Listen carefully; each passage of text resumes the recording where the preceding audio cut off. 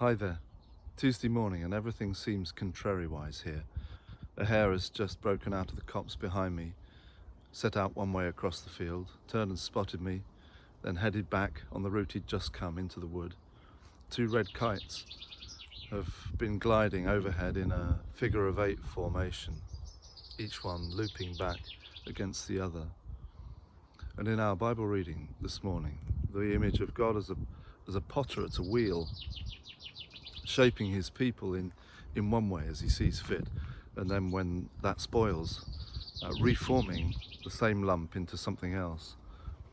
Images of change and contradiction, and fitting ones for Lent, which is a time when we face into the paradox of being human, the way that we pursue life and death at the same time, the way that we desire what's good for us and what's bad for us simultaneously, the way that we are able to be beautifully generous and selfless and lay down our life for others at the same time as being desperately vain and turned in upon our own need for glory. That's the nature of human life, and the way of the cross, as Lent is sometimes characterized, is a time for dealing with that and looking at it and accepting that that is our lot. And the image of the cross, of course, embodies that.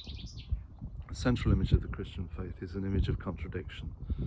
Two bits of wood in opposing forces, opposite directions, horrifying us with the possibility of dislocation, as the poet R.S. Thomas described it, like a signpost